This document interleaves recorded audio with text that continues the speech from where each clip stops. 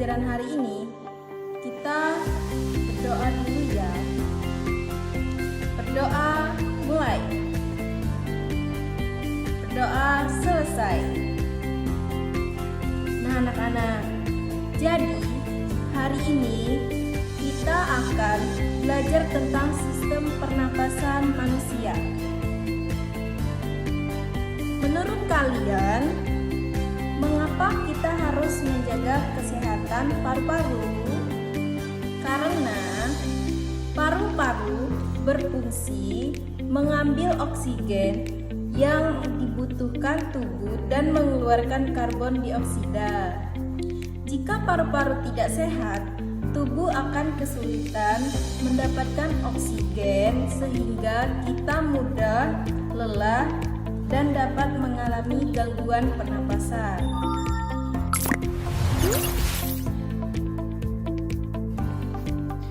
Halo teman-teman, pernahkah kalian berpikir bagaimana tubuh kita bisa bernafas? Nah, hari ini kita akan belajar tentang sistem pernafasan manusia. Yuk, simak penjelasannya. Paru-paru kita terdiri dari beberapa bagian penting. Udara masuk melalui trakea, lalu bercabang ke bronkus, kemudian menuju saluran yang lebih kecil yaitu bronkiolus, dan ujungnya ada kantung udara kecil bernama alveolus, tempat pertukaran gas terjadi. Paru-paru juga dilindungi oleh pleura dan gerakan pernafasan dibantu oleh diafragma. Saat kita menarik nafas atau inspirasi, udara masuk ke paru-paru karena diafragma berkontraksi dan rongga dada membesar. Sebaliknya, saat ekspirasi, diafragma kembali rileks mendorong udara keluar dari paru-paru.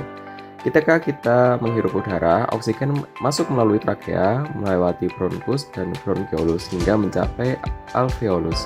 Di sini oksigen masuk ke dalam darah melalui kapiler dan ditukar dengan karbon dioksida di dalam alveolus. Karbon dioksida sebagai sisa metabolisme keluar dari darah ke alveolus melalui jalur yang sama, dari alveolus ke bronkiolus, lalu ke bronkus, naik ke trakea, dan akhirnya keluar melalui hidung atau mulut saat kita menghembuskan nafas. Darah yang kaya oksigen diangkut dari paru-paru ke jantung melalui vena pulmonalis, lalu dipompa ke seluruh tubuh. Sebaliknya, darah yang membawa karbon dioksida kembali ke paru-paru melalui arteri pulmonalis, lalu dikeluarkan saat kita bernafas. Oke anak-anak, udara masuk melalui hidung, kemudian melewati tenggorokan, dan akhirnya masuk ke paru-paru.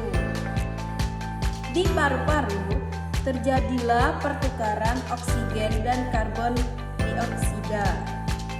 Ibu ada pertanyaan. Organ apa yang pertama kali dilewati udara?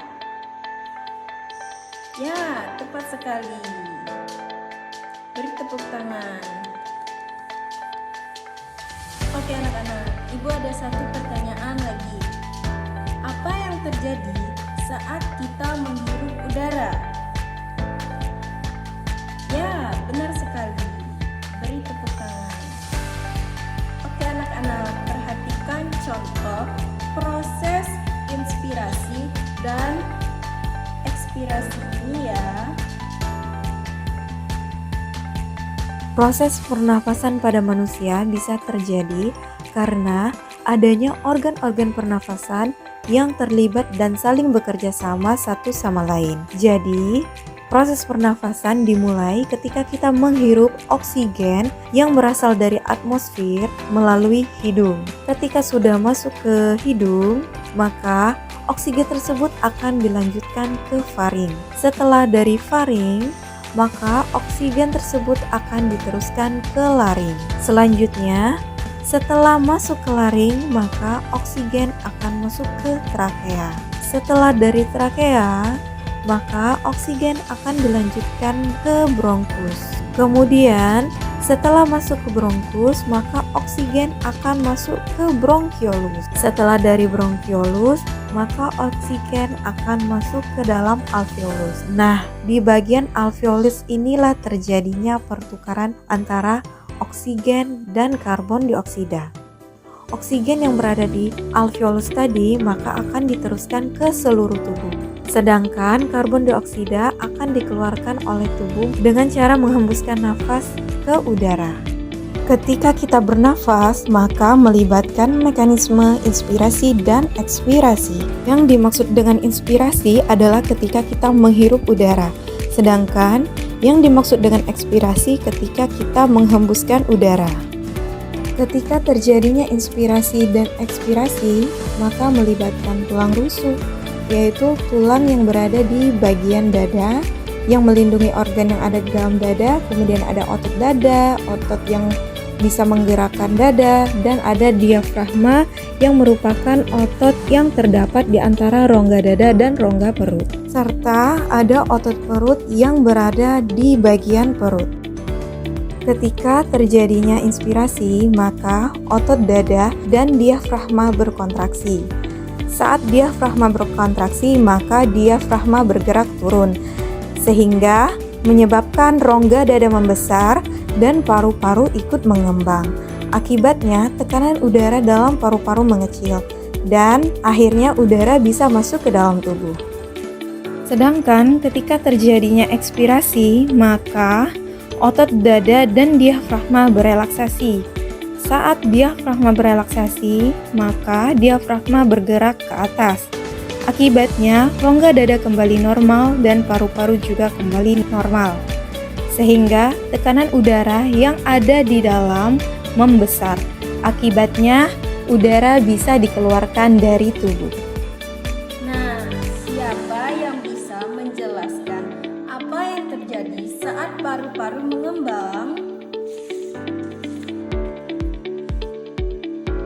Bagus sekali jawabannya. Hebat kalian sudah memahami si paru-paru. Oke anak-anak, cara menjaga kesehatan paru-paru adalah menghindari asap rokok, memakai masker saat udara berdebu, berolahraga, dan makan makanan bergizi. Oke, hari ini kita belajar bahwa udara masuk melalui hidung, melewati tenggorokan, lalu menuju paru-paru. Kita juga belajar pentingnya menjaga kesehatan paru-paru.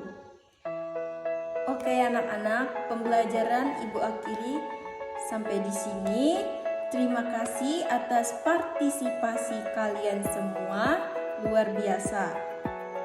Ibu akhiri, wassalamualaikum warahmatullahi wabarakatuh.